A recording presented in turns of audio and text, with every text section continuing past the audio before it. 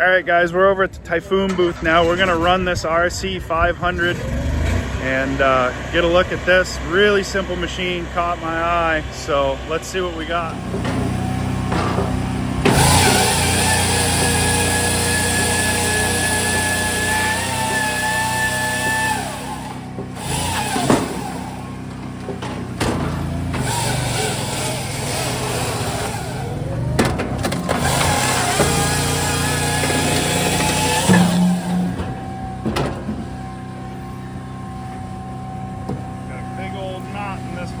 Yep, let's see if that 6-way will eat it.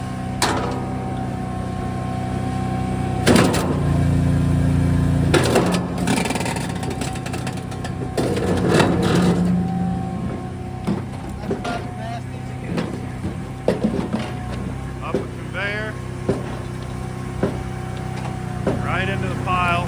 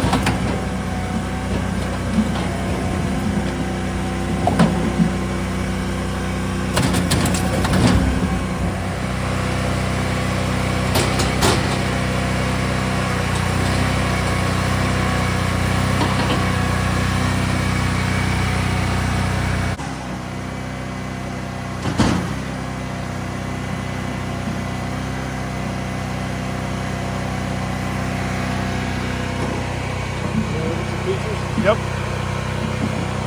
So on this 500, this is our RCA 500 Pro. It's our top of the line processor. You're looking at 20-inch diameter capacity, 9 to 20-inch split length. This is our automated one. You've got manual mode and auto mode on your splitting wedge. So what that does is, I put that over into auto.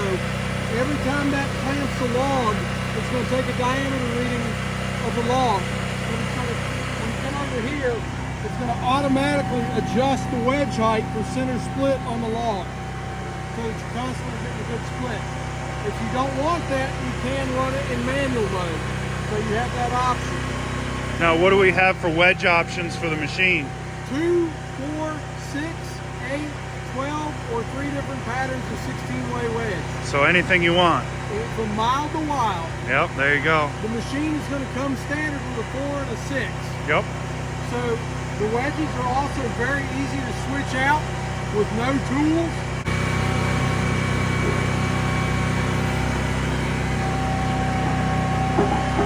Just lift that up out of there. Right now I need to clean some more sawdust out from it. But normally I would just lift that up and out, set it to the side, set the next one back in there, bump it up a little bit, and we're back to splitting. So it has a positive lock on the wedge. Yeah, it's got a big, when we go down there, I'll show you on the flowway. It's got a big cutout on that wedge with a lock that comes in it and holds it in. But another thing that separates us from our competition on here is we have a hard stop. So when this log comes in, it's going to hit that stop, and it's a consistent, repeatable split. But some of the competition has that. What they don't have is when this log comes up and hits that, this will drift away about an inch, inch and a half to give you room to cut. Let it fall so it doesn't get pinched. Yep. Another thing that happens at the end of your saw cut, if you look at the belt in here, the conveyor belt, it's very difficult to see because it does it so fast. When you complete that saw cut, that hydraulic infeed belt backs up approximately 1/4 of an inch to help prevent the saw bar getting pinched. It's just very quick. But we also run a 3/8 pitch saw bar. If you come around here, we put cannon bars in here from the factory Cannon is what we run. They're 3/8 pitch. It's a Husqvarna tail pattern, so it's a common tail pattern. It's not a proprietary thing. But we send them with Cannon bars because in our durability tests, they last twice what a regular chainsaw bar does. Okay. But people have asked, well, why don't you use 404 or 3/4? Well, one, that's going to require more horsepower and produce more sawdust. So it's chewing up more of your wood that you're trying to sell too. Absolutely. You're just chewing up more that you're trying to sell. It requires more horsepower, so you're going to use more diesel fuel or electricity if you're running it on 3-phase, or gasoline, depending on what fuel you're using.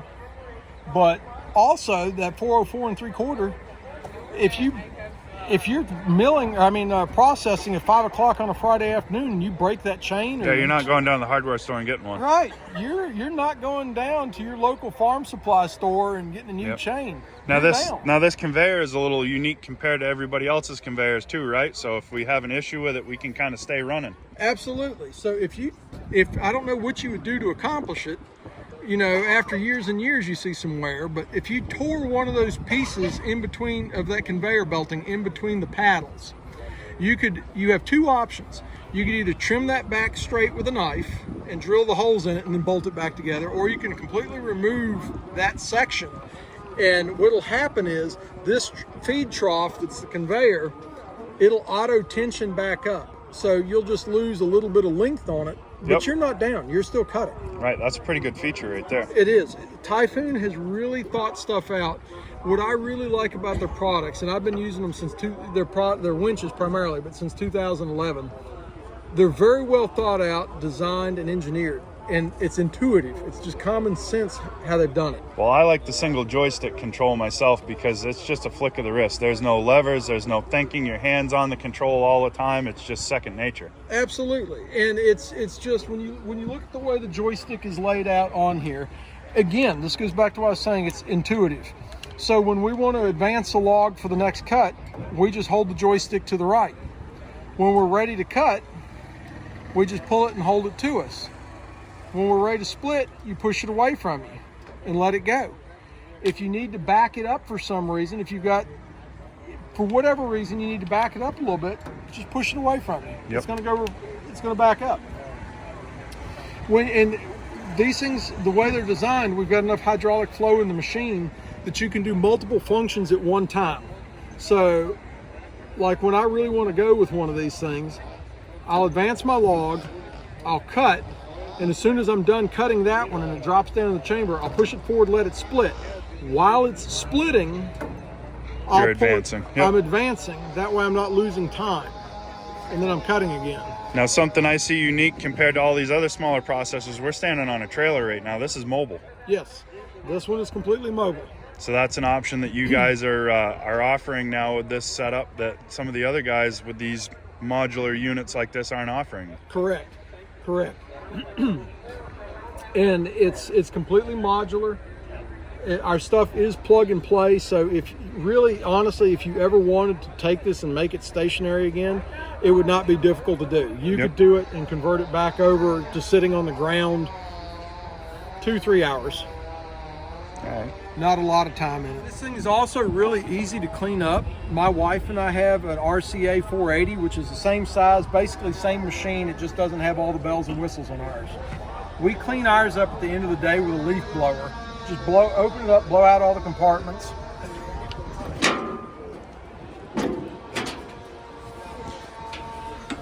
So if you look inside here, guys, everything is pretty straightforward. There's not a lot of really crammed and jammed stuff in here.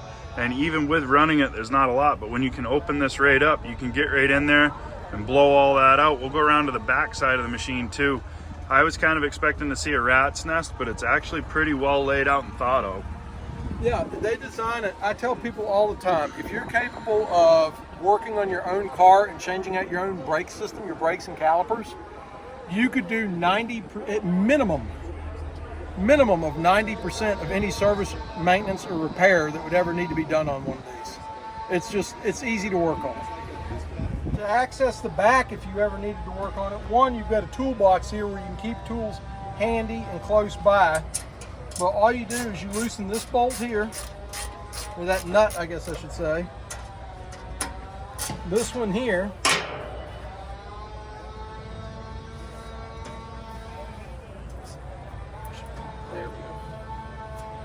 may have to loosen that one a little more. I didn't take it.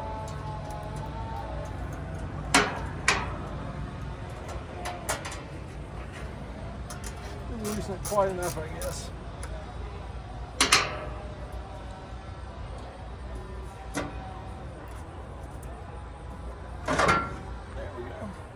And that puts us into the heart of the beast. Yep, you are now in the belly of the beast on this thing. So between the two sides and the two access panels, it's not like a lot of modern machinery where you're going to do an hour, 2 hours worth of work just to get to the part you've got to work on. This, Right. What was that, maybe a minute? Yeah, if that. Yeah. And that was after we re-loosened everything a couple of times. So Right, yeah, exactly. little battery impact, and man, you could be into that thing in about 5 seconds. Oh, absolutely. Put that in the toolbox. And you know, when you go to change the chain out on this, now I'll be honest, I'm not, because I run a 480, mine does not have the automatic chain adjuster. This machine here has an automatic chain adjuster in it. And I don't change these out all the time, you know, but a guy that's got one of these machines and running it, one of our guys did a test on it just to see if he could do it. It's on our channel. 59 seconds. Yeah, that's not bad to change a chain. No, I can't do it in that. It takes me 2 or 3 minutes. If you look in here, you're right in here at the chainsaw bar. And it's got the automatic chain tensioning on it. But they've done really intuitive stuff. Like the oil pump on this is a 661 steel oil pump. So it's not a proprietary thing. Off-the-shelf item that you can go to the saw shop and grab. Absolutely. Our common stuff, what we consider a common wear item, we've got it designed that you should be able to fix it locally. Yep. Without having to, I mean, we have a very good parts inventory in hand, but most of the stuff that you'd ever need, you can source from wherever. Now this one has a sawdust extractor on it, which is kind of an upgrade from some of the other ones too, right? Yes, I don't have the sawdust extractor on mine, although my wife has informed me that will be coming. Yes, dear. Exactly. Happy wife, happy life. Yeah, something like that. And then this one's also running on a power pack instead of off the PTO on a tractor. So we can do that either way, right? We can run it on PTO or we can run a power pack. Yes, on this one, with this specific one, the way this power, we have 2 power packs. We have a GP35 that mounts on the hitch and runs on PTO, or we have this GP40. It's the same engine, but the difference is the GP40 has the hydraulic pumps mounted on the power pack. So it gives better performance on the larger 500 than the GP35. Yep. Now the flip side of that is, let me put this cover back. If you sit there and take the GP35, once you put this thing to the GP40, oops, I'll put this back right side up. If you put this back to the GP40 and you want to go back to running on a PTO, it's doable, very easy. It's going to take you, that actually will take you a couple hours because you're going to have to remount the PTO gearbox. Yep. And So whatnot down here in the bottom is where the pump came out of, and we've got hoses in place of where the pump would normally sit right now. Correct. You had a gearbox right here where my hand's at, and then pumps right here. Yep. So it's easily doable. It's just some time. It's not out of the realm of question or possibility. It's just a little bit of time to do it. But the sawdust extractor, again, the 500 comes standard with it. It's just a standard feature on the 500. On the other ones, it's an optional upgrade. Mm-hmm. The neat thing about Tajfun as a company, most of our accessories, with very limited exception, if you bought the machine, the basic machine without it, 6 months, a year, 2 years down the road, you go, man, I wish I got a sawdust extractor. No big deal. Order it, mount it. Add it on. Most of our stuff is plug and play, and it's designed like if you take our firewood decks, our loaders, our log loaders, all of them are plug and play and interchangeable between the models. And all you have to do is just disconnect these lines. Well, I've got pressure on it right now, but you pull that and just pop it loose, no tools. You can switch Move them your out. other piece out, put your new piece in, hook your lines back up. Yeah, exactly. And Yep. you're in business. So this is kind of like a Firewood Lego set, really. Firewood Lego set, Firewood Mr. Potato Head. Yeah. It's just plug and play. It makes it really, really easy. And again, I'll set back here. We got this one sitting up on a trailer. So this makes this unit completely mobile. You can bring it to a job, process on the job, do any of that. They're feeding it with a Tajfun log trailer. That forwarding trailer is some nice, I gotta tell you. I'm jealous. I'd love to have one of those. But really, really nice setup. So rough average size, what we're running through it for wood right now, how many cord an hour would you say we could get out of this machine? With the wood that we're running here right now, this is really clean, nice, straight stuff. You're probably going to get somewhere 3.5 cords an hour or better. The limiting factor is going to be how fast can you keep that log deck loaded. Yep. That's going to be your biggest challenge. That or what you're pushing it through for a wedge, because the more splits you're doing, the slower that split cycle is going to be as a rule, right? To a point, yeah. Yep. And this is hickory, and it's knotty hickory, so it's about as hard as you're going to get here in the States. Yep. So it's, if you've got, let's say, if you're in red oak, if I was in red oak logs like this, or maple, something like that, logs like this, I'm probably going to get pretty close to 4 cords an hour. So 4 cord an hour out of a machine this size is pretty impressive. Yeah. That's pretty impressive. But realistically, I like to tell people I don't like to paint them the rosy picture. I like to give them the honest answer. If you're running real world conditions where you're running like stuff like what my wife and I cut, which is small, a lot of times smaller, it could be a little bigger, and it's, you know, got some crook and twist to it, and just, you're going to be somewhere 3.5 cords an hour usually. Yep. If you can keep it fed. Right.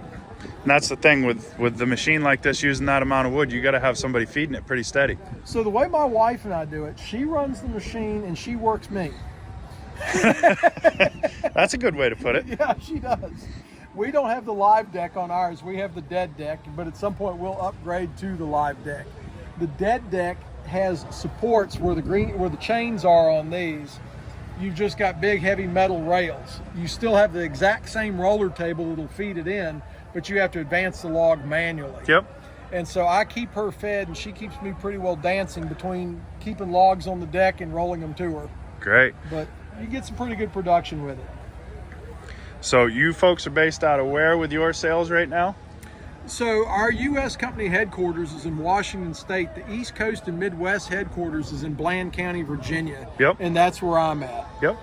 So, and then we're building a dealer network. So we're constantly looking, we're looking to add to our dealers to fill in and whatnot. Absolutely. Yeah. Well, I appreciate you taking the time to show us this machine and kind of walk us through it a little bit. Absolutely. Thank you for taking the time to come look at us. Absolutely.